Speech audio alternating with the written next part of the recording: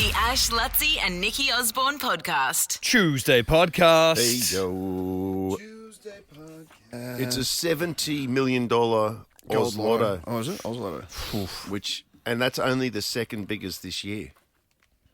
Yeah, what are we? I think 90? Maybe 90 we hit? Was that one outright? I want to say that it was split between two. I feel like 45 sticking in my head. Yeah, you got two, they had two people, one from, two from different states, 45 mil each. Will you buy a ticket today? Yep. Will you? Yeah, I think I will. Yeah. Yeah, I keep, I don't buy them all the time, but, occasionally. Can you buy them online or can you just... There's an app. I've got an app to do it. I don't mind stopping at the shop, but otherwise it's very easy to do it on at the your app. Newso? Yeah. Yeah. Yeah, just grab a ticket. I bought some for last week's one. Won $12. I'm like, well, it doesn't cover the ticket, but, I feel like I got something out of it. What's a ticket? You do a quick pick? Well... Or do you choose your numbers? Yeah, there's like a... No, I do a quick pick, yeah. I haven't got the numbers in me, but yeah, I think what I dropped maybe I bought a $25 ticket I think last week. Yeah, that I'll be buying one today. I think, maybe the if you won the 70 mil, what would you do? Like where would you live? You'd still live in Brizzy, wouldn't you? I'd be You'd based. have a base. I'd base You here. keep your base, or would you upgrade to something? I'd upgrade. I'd buy a nice house with a view, and then I'd invest half of it immediately, but safely. Nothing stupid. Term deposit or some high interest kind of thing. Mm-hmm. Medium interest. Then I'd invest in a couple of businesses, I think, and maybe just tone this back a little bit. When you say a little bit. I can turn up whenever I want.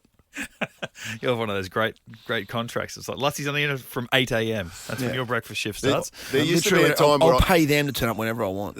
Yeah. There used to be a time where I do this and I go, you know what? Even if I won the lotto, I'd still do this because it provides good structure. Yeah. You know what I'd learn to do if I won the 70 mil? I'd learn to live without structure. Exactly. Just you on a boat, 80 Ks off, go, I don't care what day it is. I don't know what year it is. It doesn't matter. I reckon I'd buy somewhere like, I'd keep my place on the coast. I reckon I'd get somewhere like Vanuatu or one of those small islands in Fiji, something like that. Yep. And I'd have a set up there. Mm-hmm. Yeah. And you wouldn't see me very much. Very much. You're still leaving some hope there. Yeah, look, we've got our place. We've been in nearly 4 years now. We've put the pool in about 7 or 8 months ago, and it's sort of done. A little bit of landscaping left to go now that the pool's done, but it's there. And Sarah often look around and go, I'd like a little bit more space, outside. And I'm like, but I've got such an attachment to this place that we worked so hard to get from what we had to get this place, and I wouldn't be jumping at leaving. And then the idea of 70 mil, I'm like, I'd be saying goodbye to that house very, very quickly. You wouldn't even look back to look at it. I don't even know if I'd go back to it. Yeah. No, you wouldn't. Just send a truck. You'd leave all your stuff there. Yeah, not your kids. I mean, maybe take them. Yeah, I'd take at least two of them. Yeah, two. I'd take two. Because at any given moment, two of them are absolutely shitting me. Yeah. Wow. Yeah, I saw you outside on the road yesterday before your orthodontist appointments. Yeah. Had to take two of the kids off for the ortho. That was great. So Which one's the ortho? What did he say? James said braces, something. yeah. What did he say? He said something to me. I found interesting. I can't remember. I don't even care about it, or I can't even whatever, or I don't even like it, or something. What did he say to me? Remember? I think maybe you said something about was it something about them missing school for it, and he wasn't. I don't know what that was actually. And he made some comment which was passive aggressive. Yeah, I'm like, mate, just, of all times for you to get lippy, you're not doing it in front of Lutzi, mate.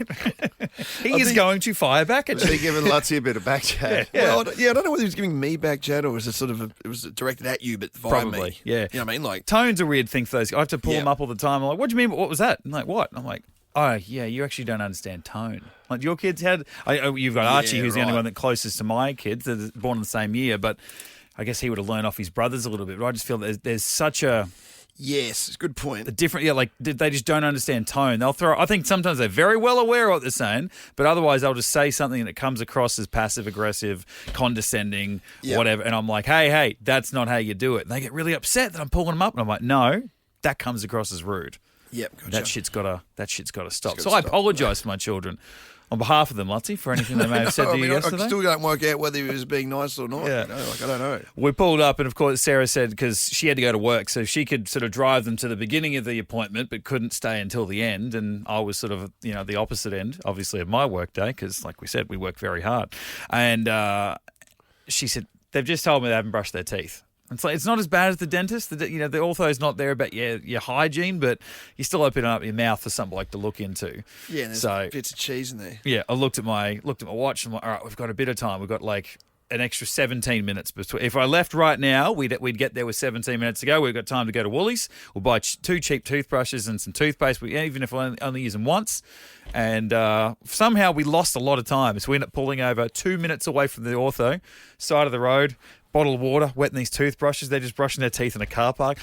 Yeah. Just spit into a garden. We're like beside a high school, and you got these 2 kids. Now you mentioned James, my 7-year-old though, Will. He gets out and he just does not give a shit what he dresses in, and he gets out in his rugby league best. He's got like a Broncos with a giant buck, like a cartoon buck on the front. That's probably picked up from like Best and Less. And I want to say, oh no, it wasn't footy shorts, but some dirty. What was once good shorts, but he's just destroyed them, and red Crocs. And he just gets out, and the shirt's way too small for him. Appalling dress like a mid-drift almost. I was going to say, that shirt's been – I've seen that shirt. It's been around for years. I think it's a generational shirt between my kids. And then you've got this kid getting out of a car. My car's filthy, a couple of scratches on it, and I've pulled over on a car park for this kid to jump out in an undersized Broncos buck T-shirt and his red Crocs to spit some white toothpaste foam into a garden. I thought, they're great. Who am I? Where are we? Yeah. Like, what am I doing? Kids are great test. I remember like our next door neighbours at Boondall were the Devines. Like Barb still lives with mum's retirement living and everything. They had 8 kids, but at only one time there were 6 of them in like a dormitory. Yeah. And they had a nice car. They had like, back in the day it was one of those Ford Fairlanes, when Ford had changed shape, and they were nice cars. I remember World Expo. I'd hate the trip because their car was that Ford Fairlane. Every pocket, every seat you look down in between, there was just shit everywhere. It stank like food or kids. It smelled like grotty kids. Yeah. Like this car was a piggery. Yep. Because of these kids. I once stayed at a house like for a sleepover once when I was a kid, and mate, the house was so disgusting. And the worst part, like, it was filthy. The house was filthy. I went in there and I felt like crying. Like, I just, I was like, I don't know if I'm going to be able to make it through the night. But the worst part of it was the father was trying to lose weight, and he had stumbled upon this idea that he could eat whatever he wanted to. I'm not making this up, but he couldn't swallow it. And so he was sitting there chewing food. So he just spit it out. And spitting it out into a bucket. Not when there's a sleepover. Take that as your cheat day. Would that even help you? You'd still be hungry. Yeah, but I guess he was getting the sensation of eating, but then he was putting it into a bucket. That's disgusting. What happened to the bucket? I don't know. Ash was playing the sandpit with it the next day. Oh, man. You had to go somewhere, that bucket. That's disgusting. That's disgusting. What a ridiculous weight loss method. You idiot. You disgusting idiot. This isn't Harvey Bay. The Ash, Lutzy and Nikki Osborne podcast.